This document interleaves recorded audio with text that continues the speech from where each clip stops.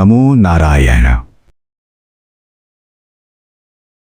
कल धर्म के बारे में बोला जा रहा था कि धर्म के 3 स्कंध कर्म, भक्ति और ज्ञान है, जिसे आमतौर पर यही कहते हैं कर्म योग, भक्ति योग और ज्ञान योग।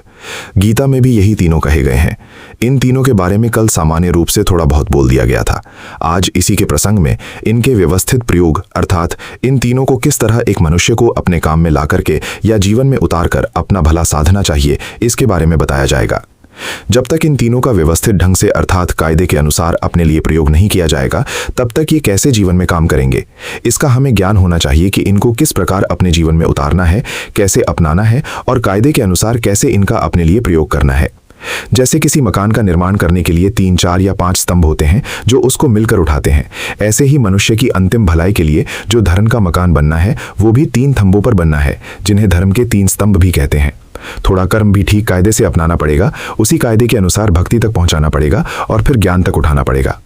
तीनों जिस समय मनुष्य के अंदर कायदे के अनुसार खूब एक दूसरे से मिलकर के सारा काम साधने वाले अर्थात व्यवस्थित ढंग से उतर आएंगे, तो उससे मनुष्य की भलाई पूर्ण रूप से हो सकती है। सबसे पहले कर्मयोग है कि कर्म में जुड़ करके कर्म करना, छोटा मोटा कर्म भी उससे जुड़कर करना अर्थात सारा ध्यान उसी में लगा करके कर्म को करना, जिससे इधर उधर भागने वाला और भटकने का अभ्यास करने वाले मन को रोकने का अवसर मिल सके। फिर सारे अच्छे कर्म करना और चोरी, झूठ, तूफान और भी नाना प्रकार के खोटे कर्मों से दूर रहना। ज्यादा खाना, सोना, बोलना और भी कई प्रकार से बाहर अपने स्वार्थ के लिए दूसरों का बुरा करने को तैयार हो जाना आदि खोटे कर्मों को भी त्यागना और इनकी जगह सारे अच्छे कर्मों को अपनाना। स्वार्थ या बाहर का सुख मनुष्य को इस तरफ नहीं चलने देता, कारण कि सारे खोटे काम उसने छोटे मोटे बाहर के सुखों के कारण अपनाए हुए हैं। यदि वो उन खोटे कार्यों का सुख त्यागने के लिए तैयार नहीं है तो त्यागी नहीं बन सकता। फिर किस तरह से सारे अच्छे काम बन पाएंगे। इसलिए मनुष्य थोड़ा त्यागी बने। सुख का त्याग करने में थोड़ी तंगी परेशानी भी होती है, उसको वो सहन नहीं कर सकता, तो भलाई कैसे सधेगी। उस तंगी परेशानी को तप रूप समझकर बुद्धि के साथ सहन करके थोड़ा तपस्वी भी बने। यदि कर्म योग को सफल करना है तो अपने छोटे मोटे आदतों के सुखों को छोड़कर थोड़ा त्यागी बनना पड़ेगा और सुखों के छोड़ने से होने वाला खेद, दुख, कष्ट को स्मृति के साथ सहन करते हुए थोड़ा तप करने वाला तपस्वी भी बनना पड़ेगा। इस प्रकार अपने में उतरा हुआ कर्मयोग धीरे धीरे फिर भक्ति तक बढ़ेगा अर्थात भक्ति तक ले जाएगा। कर्मयोग करते हुए पता लगने लग जाएगा कि मन थोड़े सुखों के लिए कहां कहां भटकता है और इसको हम कैसे कैसे बचा रहे हैं। ये कर्मयोग ही परिचय करवाएगा कि मन क्या क्या करना चाहता था, अर्थात किस तरह से वाणी से उल्टा बुलवाना, उल्टे ढंग से खिलाना पिलाना चाहता था, ज्यादा नींद में ले जाता था, खोटा सोचने को मजबूर करवाता था और सोचों में पड़े पड़े निद्रा भी नहीं आने देता था। ये सब उसका वृत्तांत पता लगेगा। ये सब मन का वृत्तांत अंदर जानना ही समझो ध्यान योग शुरू हो गया। जब बाहर से मन हट करके अपने अंदर के विषयों के बारे में सोचने लग जाए और सोचने के बाद कुछ समझने भी लग जाए, तो ये सोचने का नाम ध्यान है और समझने का नाम ज्ञान है। पहले छोटा मोटा यही ध्यान योग बनेगा और फिर ज्ञान योग बनेगा, अर्थात धर्म के लिए या अपनी अंतिम भलाई के लिए थोड़ा ज्ञान होगा। यदि इस ध्यान योग को बढ़ाते जाएं तो बढ़ते बढ़ते विश्व व्यापक परमात्मा तक सारे का ज्ञान हो जाएगा। अपने अंदर बारीकी में बैठे हुए सूक्ष्म दोष व विकारों की समझ होगी और ये अपने आप में अंदर प्रत्यक्ष ऐसे दिखाई देंगे जैसे खुली आंखों से आप बाहर मनुष्यों को देखते हैं।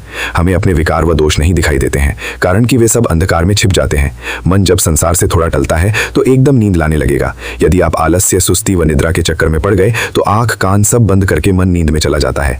निद्रा में कुछ पता नहीं लगता, अर्थात वहां अज्ञान का राज्य है। निद्रा और मृत्यु एक बराबर हैं। निद्रा में यदि अंधकार को चिताया जाए तो ज्ञान रूप कृष्ण का जन्म वहां होगा। जैसे कल बोला था, कृष्ण जागे अंधकार में। अंधकार को चेताने या जन्माने से ही कृष्ण का जन्म होना कहा जाता है। यदि अंधकार जाग गया तो फिर वहां से निद्रा गायब हो जाती है, जिसमें जाकर सब विकार छिप जाते हैं। अब इस ज्ञान के प्रकाश में सब अंदर के दोष और विकार साफ नजर आएंगे, कारण कि इनके ऊपर से निद्रा का पर्दा हट गया है। रात्रि के प्रगाढ़ अंधकार में सूर्य नारायण तो वहां नहीं है, लेकिन मन वही सूरज नारायण वाला अर्थात सारी दुनिया के स्वार्थों वाला, सबके बीच में विचरने वाला व सारे पुराने संस्कार लिए बैठा हुआ है। जब तक वो जागता रहेगा तो संसार के ख्याल ही सामने लाता रहेगा। यदि आप ऐसा नहीं करना चाहोगे अर्थात मन के ढंग से नहीं चलना चाहोगे तो वो निद्रा लाकर ज्ञान और ज्ञान का रास्ता बंद कर देगा। वो गाढ़ा अंधकार छा देगा। इस अंधकार का नाम ही कृष्ण है, अर्थात काला है, जिसमें देखने या सत्य को समझने पहचानने की शक्ति काम नहीं करती। इस अंधकार में सूर्य नारायण तो निकलेगा नहीं तो चंद्रमा तो निकले। जैसा कहते हैं कि जन्माष्टमी के दिन रात को चंद्रमा उदय होने पर भगवान श्री कृष्ण का जन्म होता है। वो चंद्रमा मन का देवता है। वेदों में आता है कि चंद्रमा विश्वरूप व्यापक भगवान के मन से पैदा हुआ है। यदि अंधकार में मन ज्ञान रूप से जाग गया और कुछ समझने लग गया तो उस समय मन दुनिया से तो अलग हो रहा है, तो समझो कृष्ण का जन्म हो गया, अर्थात अंधकार में ज्ञान उत्पन्न हो गया। यही अंधकार ज्ञान रूप कृष्ण पैदा होकर के अंदर की सारी विद्या बताएगा। इसको यहाँ तक बढ़ा देना है कि वो सारा संसार अपने मन में लाकर जाकर विवेक करे कि भगवान की भक्ति बाहर क्या है और क्या करने से क्या होता है, ये संसार कैसे चल रहा है, साधारण जन अच्छा बुरा क्यों करते हैं, सारे जन जिनमें इनका बुरा होता है वे ऐसा क्यों करते हैं, उनसे ऐसा कौन करवाता है, ये सब चिंतन का काम है। जब वो अंदर अंधेरे में मन को जगाकर अर्थात निद्रा को जीतकर पुनः सत्य की खोज करेगा तो ये सब मन यथार्थ में सत्य ज्ञान को पाएगा। इन सब सत्यों का ज्ञान आपको अंदर पता लगेगा, कारण कि आप अकेले हैं और उस समय आपके लिए संसार बुझा पड़ा है। वही मन जो संसार को खड़ा करता था अब सोने की तरफ जाना चाहेगा। वो अपने आप सब इंद्रियों की क्रियाओं व सोचने की शक्ति को बुझा देगा ताकि इन सबको लात मारकर निद्रा का सुख ले सके। ऐसी अवस्था में आपने विचारने सोचने की शक्ति को बुझने नहीं देना, अर्थात यही ज्ञान रूप चंद्रमा जागता रहे व ज्ञान उदय होता रहे। यदि समझने की शक्ति ताकत बनी रही तो समझते समझते ज्ञान उपजने लग जाएगा। यही ज्ञान योग है जिसके लिए पहले थोड़ा भक्ति योग करना पड़ता है। श्री कृष्ण भगवान ने गीता में कहा है कि हे अर्जुन, मेरी भक्ति सबसे बड़ी है। उस भक्ति को भी थोड़ा समझना चाहिए कि उसकी भक्ति क्या है। उसकी एक अपरा और एक परा भक्ति है, अर्थात एक छोटे दर्जे की और एक बड़े दर्जे की भक्ति है।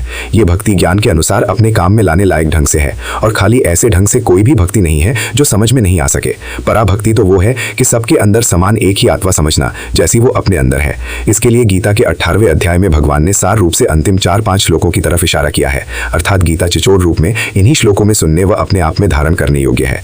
जैसे गीता में कहा है, बुद्ध्या विशुद्ध्या युक्तो इत्यादि इत्यादि। पहले विशुद्ध बुद्धि से युक्त होना चाहिए। पहले बुद्धि में ये समझ लानी चाहिए कि जीवन को शुद्ध रूप से चलाना है। शुद्ध रूप का अर्थ है कि यहाँ विषयों के मलिन विचारों का संबंध नहीं है, यही बुद्धि विशुद्ध है। संसार की मैल बुराइयों व गंदगी वाला जीवन व्यतीत करना ठीक नहीं है। चोरी झूठ तूफान दूसरे का बुरा करना व नाना प्रकार के खोटे कर्म करना ही अशुद्धि का जीवन है, जिससे पहले टलना है। पहले अपनी बुद्धि को विशुद्ध करें, चाहे अभी ये सब खोटे कर्म नहीं भी टल पाए, परंतु अभी बुद्धि में यह निश्चय कर ले कि शुद्धि का जीवन व्यतीत करते हुए हमें इस अशुद्धि के जीवन से बचना है। अर्थात बुद्धि इन खोटे कर्मों के साथ नहीं हो और इन बुरे कर्मों को करने का समर्थन नहीं करे और इनके करने का विचार भी ना करे। इसके लिए मन में थोड़ा धैर्य या धीरज भी होना चाहिए। जब आप थोड़ा भी शुद्धि का जीवन अपनाना चाहेंगे तो वो बुरे रास्ते से सुख लेने वाला मन रोएगा कि शुद्ध जीवन का सुख कोई भी लेता नहीं दिखता, वह तुम भी इसके चक्कर में मत पड़ो। पुरानी आदतों के रास्ते चलने वाला जीवन ही ठीक है। इस प्रकार रुलाई करने वाले मन को कोई धैर्य वाला मनुष्य ही रोक पाएगा। वही इस मन को समझाएगा कि छोटे मोटे सांसारिक सुखों के पीछे पड़ना ठीक नहीं है और इनके साथ आगे नरक का दुख है। फिर हाय हाय करके भी समय नहीं व्यतीत हो पाएगा। इसलिए हे मना, धीरज धारण कर। जैसे बीमार मनुष्य 1-2 दिन का भोजन त्याग करके स्वास्थ्य पाकर सब प्रकार का सुख पाता है, वैसे ही बुरे कर्मों को छोड़कर सुखी हो जाओगे। इनको त्यागने की हिम्मत करो। झटपट बाहरी सुखों के पीछे मत लपको, थोड़ा धीरज रखो। सस्ते व झटपट मिलने वाले सुखों के साथ सारे निकम्मे काम होते हैं। इस प्रकार बुद्धि को विशुद्ध रखना और धीरज से अपनी आत्मा को नियमों में रखना, अर्थात जितना भोजन उचित हो उतना ही खाना, फालतू जीहवा के स्वाद के लिए नहीं। जितना बोलना आवश्यक हो उतना ही बोलना, व व्यर्थ ही अपने मनोविनोद के लिए बोलना भी ठीक नहीं। बाहर सब अच्छे काम ही करना और फालतू व्यर्थ के कार्यों को दुख पाकर भी रोक देना। इस तरह धैर्य से अपनी आत्मा को सोने, जागने, बोलने, चलने, बाहर अच्छे कर्म करने व दूसरों से ठीक बर्ताव करने आदि नियमों में बांधना। ऐसा करते हुए सांसारिक स्वार्थ आपके सामने बेड़ा गर्क करने आएगा, बुद्धि पर पर्दा डाल देगा व शुद्ध बुद्धि नहीं रहने देगा। वहीं स्वार्थ वाला मन यही बताएगा कि सारी दुनिया ऐसे ही करती है, तो फिर आप कोई अलग होकर थोड़ी ही चलोगे। ऐसे ऐसे वो बाहर का स्वार्थ वाला मन भाव बना देगा। अब यदि आप धीरज रख पाओगे तो अपने नियमों के द्वारा इस जीवन को धर्म पर चला सकोगे। इन नियमों को अंदर का प्रकृति का देवता, जिसके बारे में पहले बताया गया है, निभने नहीं देता। इस देव को पहचानना चाहिए जो बचपन से अंदर पला बैठा है। उसकी शक्ति इतनी तेज है कि वो भावधारा बनाता है जो मनुष्य को ऐसे धक्का देती है जैसे तेज तूफान की हवा सूखे पत्तों को उड़ाकर ले जाती है।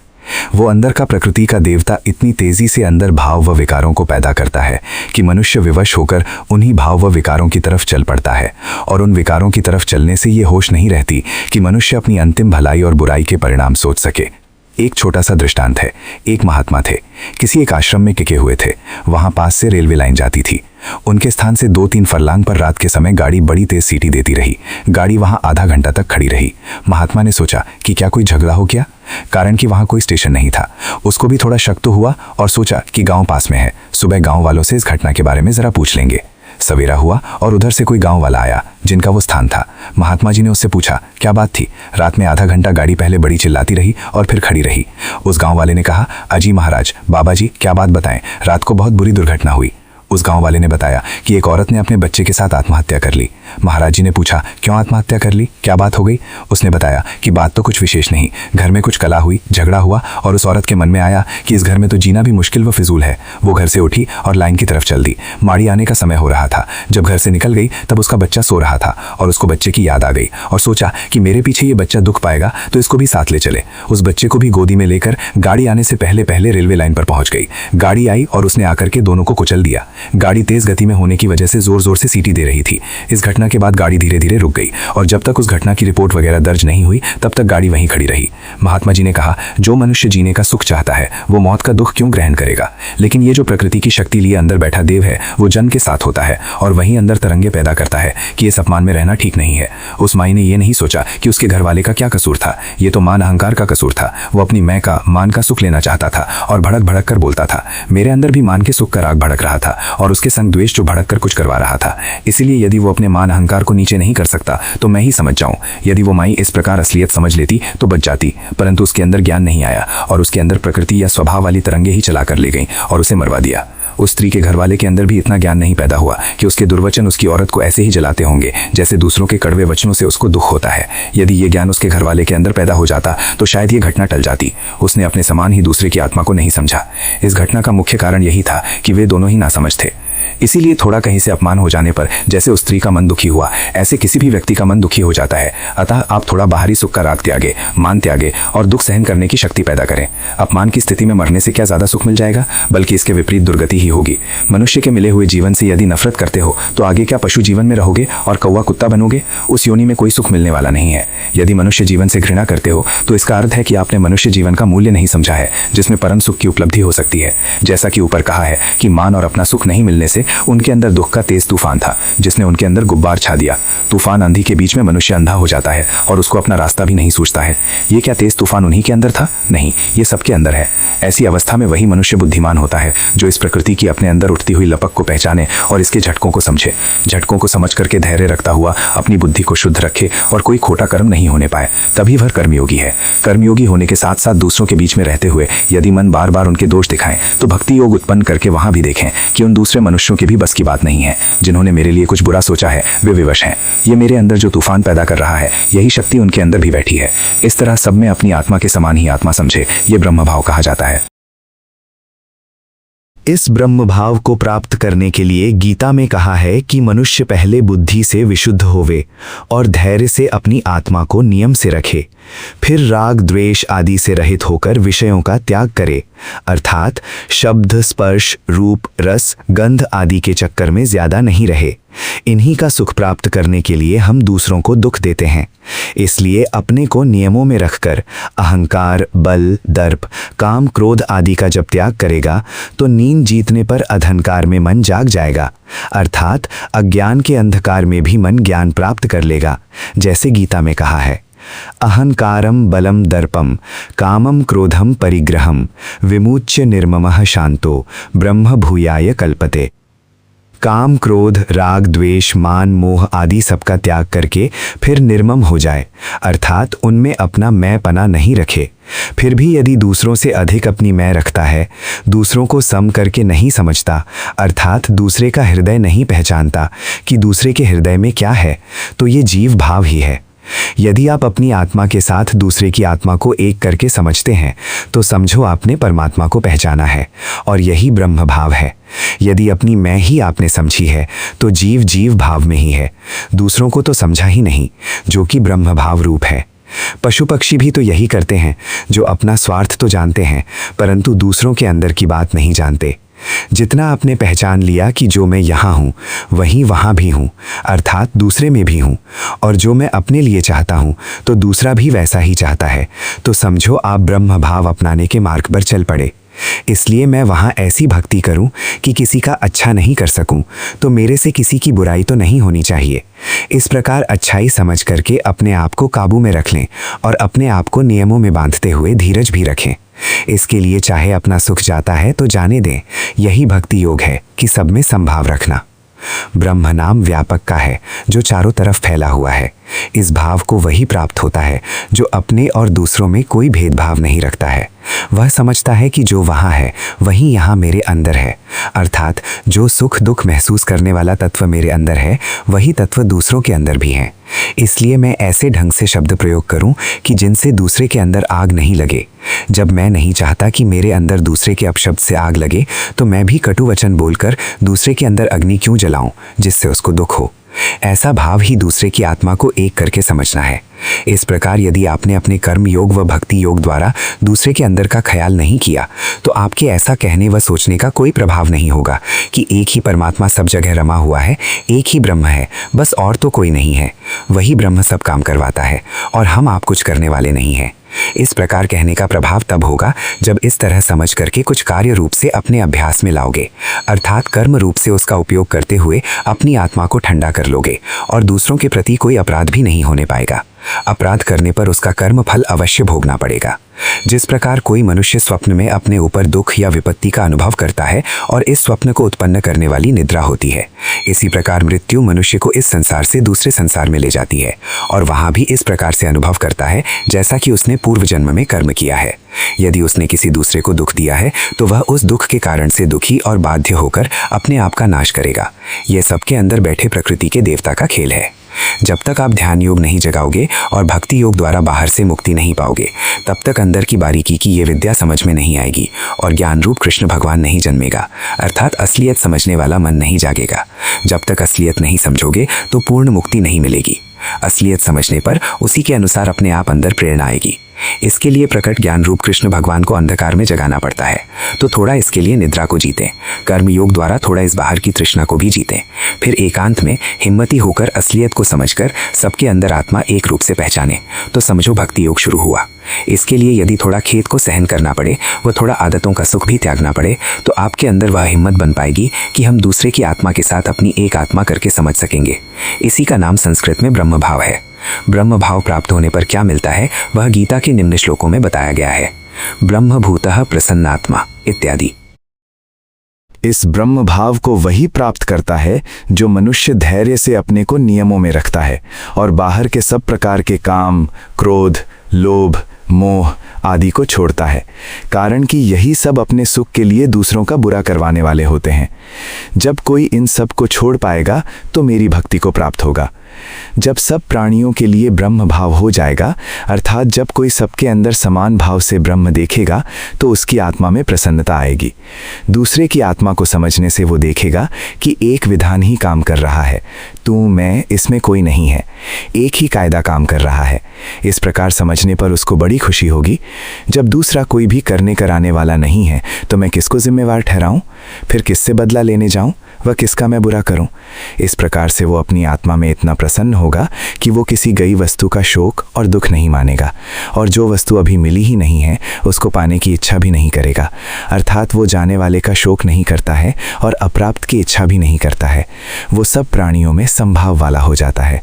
कृष्ण भगवान कहते हैं कि तब वो मेरी परे की भक्ति पराभक्ति को प्राप्त हो जाता है। बाकी सब नीचे दर्जे की अपराभक्तियों हैं, अर्थात पहले भगवान पर श्रद्धा व विश्वास करते हुए उसका नाम ले लेकर पापों से टलना है। यही नीचे दर्जे की भक्ति अपराभक्ति कहलाती है। इसके बाद असलियत को समझ करके जैसी मनुष्य की स्थिति होनी चाहिए उसी के अनुसार अपनी स्थिति बनाना, अर्थात अपनी अवस्था बनाना ही भगवान की पराभक्ति है। उस भगवान की भक्ति करनी है जो पूर्ण ज्ञान से संपन्न है और विद्या व अविद्या को जानता है, कर्मों की गति व अगति को जानता है, सब बंधनों और मोक्ष को भी भली प्रकार जानता है। ज्ञान ही भगवान का स्वरूप है। यदि आपने अपने अंदर जान लिया कि जो मैं खोटा कर्म करने जा रहा हूँ उसका नतीजा अच्छा नहीं है, तो समझो आपके अंदर भगवान की एक कला उतर आई जो आपको संभाल लेगी। यदि यही ज्ञान आपके अंदर नहीं जन्मा तो केवल परमात्मा ही अपनी माया लिए हुए बैठा है जो अपने विधान के अनुसार ही काम करेगा। जैसे उसके अंदर उद्वेग आदि आएंगे तो उसको उस समय संभालने वाला कोई नहीं होगा। इसलिए भगवान की भक्ति करने के लिए राग द्वेष त्यागना व अपने आप को नियमों में रखना और बुद्धि को जगाकर परमात्मा को भी समझना कि अपनी माया के साथ वो अपने नियमों के द्वारा किस तरह सारी दुनिया को चला रहा है, फिर मैं इसके चक्कर से निकल जाऊं जो माया आकर मुझे भी चला जाती है। जब आप अपना स्वार्थ ज्यादा रखेंगे तो आप कार्य रूप में, व्यवहार रूप में संभाव प्राप्त करके इसके चक्कर से नहीं निकल पाएंगे। इसके इसके लिए थोड़ा त्यागी व तपस्वी बनना पड़ता है। आपकी पूर्ण भक्ति तभी होगी जब सबके अंदर आपने अपने समान आत्मा को समझ लिया और दूसरे के अंदर भी एक आत्मा समझकर कार्य रूप में उसको बदलने लग गए व उसको बढ़ाने लग गए। इसके लिए आप यत्न तब करेंगे जब आप इस रास्ते से चलेंगे, अर्थात थोड़ा स्वार्थ त्याग करके मंदे या खोटे कर्मों से दूर रहेंगे। यही कर्मयोग है। फिर इतना कर्मों में जागना कि हर समय जागते जागते कार्य करना, ताकि बुराई का मन में आने का पता लगे और पता लगने पर टालने की कोशिश हो। कर्मयोग इतना बढ़ जाए कि देखते देखते बुराई पहचान में आए और कर्म करते करते ही टल जाए। जैसे आप दातुन कर रहे हैं, उस समय किसी का वैर मन में आ गया तो दातुन को ही ध्यान से करते करते ही उस वैर भाव को टाल दिया। इस प्रकार आपको बुराई टालनी भी आ गई। ये कर्म योग बढ़ते बढ़ते इतना बढ़ जाएगा कि अंधकार में भी ये भाव ध्यान में आने लग जाएंगे। ऐसे ही जब रात्रि के अंधकार में भी अपने मन में सब दोष विकारों का संसार देखने लग जाए और टालने वाला मन सबको टालता जाए, तो समझो हम परमेश्वर के आनंद के क्षेत्र में उतर आए। इस प्रकार जब अंधकार में आपका मन जाग गया तो समझो कृष्ण का जन्म हो गया। परमात्मा की माया ही सबको चलाने वाली है। जो इस माया से मुक्त हो जाए वही सबसे बड़ा है। वो सत्य का ज्ञान रूप भगवान ही उसे मुक्त करेगा, यदि वो उसके अंदर बैठ जाए। यदि ये ज्ञान आप नहीं जन्मा सके तो समझो ईश्वर की दो शक्तियां अभी आपके अंदर नहीं जाग पाई, अर्थात जानने की शक्ति कि मेरा हित किसमें है और जानने के अनुसार कर सकने की शक्ति। यदि ऐसा नहीं हो पाया तो मनुष्य के जीवन का लाभ तो नहीं है। मनुष्य के अंदर ही ये भगवान ने बुद्धि दी है कि वो मनुष्य जीवन का लाभ प्राप्त कर सकता है। यदि बुद्धि का उपयोग नहीं हुआ तो समझो मनुष्य का जीवन ऐसे ही व्यतीत कर दिया और जो परम आनंद प्राप्त करना था वो नहीं मिल सका। इस कर्म योग द्वारा भक्ति को जगाकर, ध्यान योग द्वारा ज्ञान को जगाकर, सभी के अंदर एक समान आत्मा को पहचानकर अपने कर्तव्य से ऐसे मुक्त हो जाना है कि किसी आए हुए प्राणी व पदार्थ का हर्ष नहीं हो और गए हुए प्राणी व पदार्थों का शोक और दुख भी नहीं हो, अर्थात हर्ष शोक से बिल्कुल रहित हो जाए। इस प्रकार मुक्त होकर जब किसी का भी बाहर ध्यान नहीं रहे तो अपनी आत्मा में चुप जागते हुए बैठे रहें, तो आपको उस समय उस अंदर के ज्ञान रूप देव का पता लगेगा जो सबके शरीर के अंदर के कार्य चला रहा है। उस ध्यान में जीवन देने वाली उस शक्ति का अनुभव होगा। इस शक्ति का अनुभव केवल बाहर के स्वार्थ ही नहीं होने देते कि मेरा उसने ये किया, वो ऐसा है, आप ऐसा करते हैं, वो ऐसा करता है, तो फिर मैं भी क्यों मानूं। ये तेरी मेरी ही नहीं छूटती, जिसका भयंकर चक्कर स्वार्थ पर टिका हुआ है, जो उस प्रकृति शक्ति के देव का है। इसी ने संसार में सबसे पहले आँख खोली है। यदि आप इसी की तरंगों व विकारों में बहते रहे और इस प्रजापति देव की सारी पूंजी आपके पास पड़ी रही तो आपके लिए मुक्ति का मार्ग कहीं भी नहीं है। यदि आप किसी भी जीव को मन से दुख देना नहीं चाहते तो यद्यपि ये भाव आपके मन के अंदर का है, फिर भी ये भाव आपके बर्ताव में अवश्य प्रकट हो जाएगा और दूसरे इस भाव को समझ भी जाएंगे। आपके प्रति उनकी प्रीति, प्यार व श्रद्धा हो जाएगी। आप इस भाव के कारण उस सच्चे भगवान की दुनिया में होंगे। आपको कोई कर्म भी बंधन में डालने वाला नहीं होगा और आप धीरे धीरे भगवान के राज्य में पहुंच जाएंगे। ऐसे मनुष्य को ज्यादा सोचना भी नहीं पड़ता। सोचना ज्यादा उसको पड़ता है जो बाहर अपने सुख के लिए या दुख से बचने के लिए कोई ऐसे खोटे कर्म कर जाता है जिससे दूसरों से शंका होती है और भय लगा रहता है। यदि आप किसी के बारे में खोटा सोच भी गए तो उसका भी आपको एकांत में शंका, भय होगा। जैसे आप अकेले बैठे बैठे किसी की बुराई सोच रहे हैं और बाहर से जैसे कोई आवाज़ आई कि कोई मनुष्य आ रहा है तो आप झट चौंक जाएंगे और आपको भय लगने लगेगा और शंका हो जाएगी कि कहीं वही मनुष्य तो नहीं आ गया जिसके बारे में मेरे द्वारा बुराई सोची जा रही थी। इस शंका भय का कारण अंदर बसा हुआ पाप ही है। जब ये अंदर बैठा भगवान आपको एकांत में अपना परिचय दे रहा है तो निद्रा और मौत में भी प्रकट होकर वही चलाएगा। इस प्रजापति देव को पहचानते हुए दूसरों के प्रति क्षमा बसाएं, अपने अंदर थोड़ा दया भाव रखें और अपनी मैं को थोड़ा त्यागें। इस प्रकार संसार में चलो कि किसी का अच्छा नहीं कर सको तो कम से कम बुरा करने से तो बचते रहो। जैसे जैसे आप भगवान के 10 बल मैत्री, करुणा, मुदिता, उपेक्षा, क्षमा, शील, दान, वीर्य, ध्यान व प्रज्ञा और गुण, वैराग्य, संतोष व तप वगैरह अपनाते जाएंगे तो यही सच्ची भगवान की भक्ति आपकी हो जाएगी। फिर एकांत में बैठकर आपको ज़्यादा सोचना भी नहीं पड़ेगा। वैसे चाहे आप अहंकारी बनकर व अपना मन बहलाने के लिए भले ही सोचते रहो कि मैंने बड़ी अच्छाई की है, इस प्रकार आप अपनी मैं लिए बैठे रहो, ये कोई उचित सोच नहीं है। फिर इस मैं का भी त्याग करें। मैं तो अपनी ठीक वही है जो किसी दूसरों को समय पर नजर आ जाएगी। भगवान की भक्ति करने के लिए आप सब जगह अपने बड़े होश, स्मृति या ख्याल में रहें। ध्यान में अपने को चेताते रहें और ज्ञान करके संभालते रहें। एक क्षण भी चूकने का नहीं है। हर समय जागते हुए मनुष्य का ही भगवान है। इस तरह से यदि आप भक्ति करते रहे तो कर्म योग, भक्ति योग या ध्यान योग और ज्ञान योग ये सारा व्यवस्थित प्रयोग है, अर्थात एक दूसरे के साथ जुड़े जुड़ाए होकर के आपको उस परमात्मा के पथ पर पहुंचाएंगे। वो परमात्मा बारीकी में बैठकर सबकी देह की मशीन को चला रहा है और उसका पता किसी को लगता नहीं, कारण कि तू मैं के अंदर सब भूले बैठे हैं। यदि आप इस संसार से थोड़ा मुक्त होवें तो अंदर ज्ञान देव प्रकट हों, लेकिन संसार से छूटने के बाद निद्रा ज्ञान देव को प्रकट नहीं होने देती, जिसमें विलीन होकर वो सो जाता है। फिर निद्रा में मन जागे, अर्थात अंधकार, जिसमें विकार छुपे हुए हैं, कि जगने के बाद सारे संसार से मुंह मुड़ने पर ज्ञान देव प्रकट होता है। जब बाहर करना कुछ नहीं रहा तो सोचना भी समाप्त हो जाता है, कारण कि पहले बाहर अपना हित साधने के लिए सोचते थे। जब सोचना कुछ नहीं और फिर अंदर मन जाग रहा है तो भगवान अपना अंदर दर्शन देगा, जो सच्चिदानंद ब्रह्म रूप है। उसका सुख भी प्रकट हो जाएगा। यदि आनंद रूप ब्रह्म को आपने जान लिया और उसका आनंद परख लिया तो आपको किसी का भय नहीं रहेगा। सबसे बड़ा भय मृत्यु का है, और ब्रह्म को जानने के बाद मृत्यु रहती ही नहीं, तो मरेगा कौन और क्या। यदि आनंद ब्रह्म मर गया होता तो ये संसार उजड़ जाना था। संसार तो आराम से चल रहा है और कभी समाप्त नहीं होगा। जब संसार समाप्त नहीं होगा तो इसकी जड़ में बैठी हुई शक्ति भी समाप्त होने वाली नहीं है, जो सभी देहों को चला रही है। वही एक ही अनंत है जिसमें जाकर आराम मिलेगा। जब ध्यान में बैठे हुए संसार भूले हुए हैं, देह का कोई होश नहीं है और आनंद आ रहा है, तो समझो आपको भगवान का साक्षात्कार हो गया और सब देखने वाली वस्तुओं की बारीकी में छुपे हुए तत्व में प्रवेश मिल गया। यही अंतिम गति है। चलने के लिए तीन ही रास्ते हैं, अर्थात धर्म के तीन स्तंभ हैं, जिन पर धर्म का ये मकान खड़ा है। इस धर्म के मकान में बस करके ही मनुष्य मुक्ति पाएगा। ये तीन स्तंभ शील, समाधि और प्रज्ञा, अर्थात कर्म, भक्ति और ज्ञान के नाम से जाने जाते हैं। पहले सब अच्छे कर्म करने होंगे और बाहर सब खोटे कर्मों से दूर रहना पड़ेगा। कर्म में मन को जोड़कर करें ताकि अंदर का कुछ पता लगता रहे। जिसका पता लगता रहे उसको समझने का यत्न करें। वही थोड़ा समझना ही ज्ञान हो जाएगा। समझ कर खोटे कामों से, भावों और विकारों से बचते रहने की कोशिश करते रहें। ज्ञान को जगाने के लिए अंधकार को जगाना है, जिसमें विकार व संस्कार छिपे हुए हैं। अकेले में जाकर असलियत देखनी है। फिर पता लगेगा कि बाहर कुछ करने कराने में जिम्मेवार कोई नहीं है। एक अंदर ही ऐसी शक्ति है जो सबको धक्के से जबरदस्ती चला रही है। वो शक्ति वायु की तरह बड़े तेज तूफान में बहती है।